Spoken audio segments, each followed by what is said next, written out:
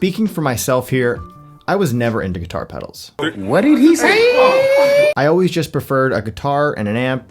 That's it. Now this probably came from being a huge Slash fan growing up, and that dude plugged a Lester right into a Marshall stack and wham. Now back then, I sort of respected that style over someone with a million pedals like the Edge. But as I learned more about pedals, I opened my mind up a bit and matured. I can now say I was wrong about how I feel about people using a bunch of different pedals. The Edge ended up being one of my favorite guitar players, and I was absolutely mesmerized in how he used these pedals to his advantage instead of just using these wacky, crazy sound machines. Getting into pedals, learning about them is a whole art in itself, and I thought it was worth exploring. Now, after using a whole bunch of different pedals, I've learned that you can go down a rabbit hole of figuring out what pedals to use in your rig. So in this video, I'm gonna break down 3 categories of guitar pedals that I think every guitarist should have. This isn't going to be like those other pedal videos where they tell you to get a specific pedal like a reverb or a compression pedal. This is going to be a lot broader in another sense. So I'm going to break down each of these 3 categories and explain each one in detail. But before I jump in, if you are new to the channel, thanks for coming to check out this video. If you like a variety of guitar related content, then make sure to hit that subscribe button down below. So the 3 types of pedals that you should get or have are one that can make you a better player, one that you need, and I'll save the last one for the end of the video, so stick around. Now, it's important to remember that once you find a good balance of these 3 categories, you will be much happier with your buying decisions, and you will avoid the worst thing of all, buyer's remorse. Let's break them down. So for the first one, the one that can make you a better player. This category isn't going to be as broad as the other 2 because there really isn't that many pedals that can make you a better player, and you're probably even thinking, what the hell is this guy even talking about anyway? But a pedal that comes to mind for me is a looper pedal.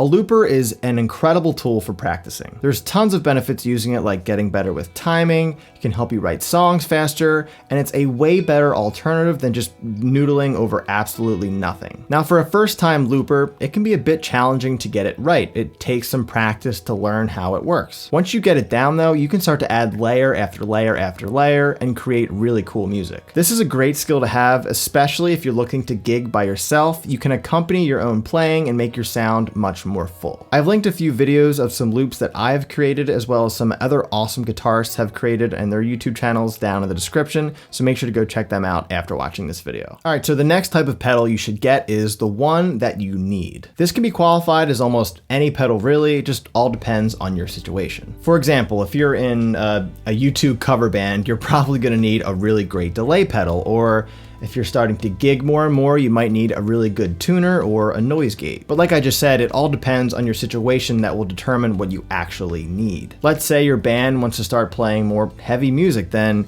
you're probably gonna need an overdrive or a good distortion pedal. But here's the thing, would you need that $500 overdrive or distortion pedal, I don't know, that probably exists, over the one that's cheaper and will sound just as good? Probably not. If you find yourself asking, do I really need it, or you're hesitant in getting it, then you definitely don't. For me, a pedal that I needed was a tuner. Pretty simple, but without it, I'm more inconvenienced, especially when playing live and practicing with my band. I remember this one time, there was this pedal that I really thought I needed for a specific tone. It was way too expensive, and there was tons of other cheaper alternatives. As hard as it was, I really didn't need that expensive pedal, and I ended up buying the cheaper option, which got the job done. Now this brings me to my last point and pedal category. There's a huge difference between the one you need and the third and final one, which I'm sure you could have guessed, the one you want. A pedal you want is something that you just want for fun. It could be a modulation, reverb, delay, fuzz, whatever. As important as it is to get something that can make you a better player like the looper, or getting a pedal that you need for a gig, getting something you genuinely want to enjoy is just as important. I mean, that's why we got into the guitar in the first place, to have fun and enjoy it, so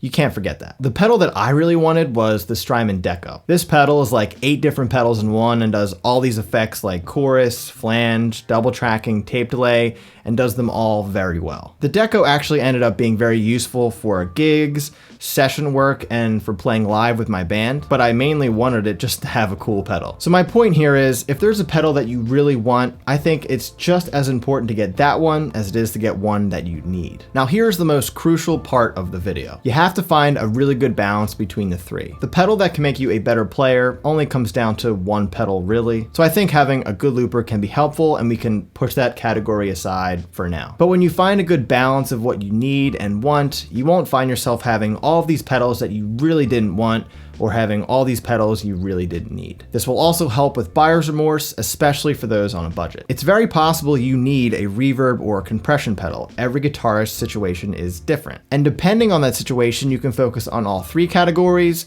just two, or just one. The idea of the three types of pedals to have was geared more towards guitar players who do all different things, like playing live, doing session work, playing in their bedroom, and whatever else. Some prefer just to get all these fun and crazy pedals just because they want to, and that's fine too. There really are no rules. Well, I hope this video will help you with your pedal buying decisions in the future, as well as possibly even saving you money and from having buyer's remorse, which is the absolute worst feeling. Let me know in the comments what that one pedal you thought you needed was, but you knew deep down you really didn't need it at all. If you want to check out that Strymon Deco pedal, you can do so right here. And if you enjoyed this week's video, make sure to like it. And if you disliked it, make sure to hit that button twice. I'll see you next week, and don't forget to keep on playing.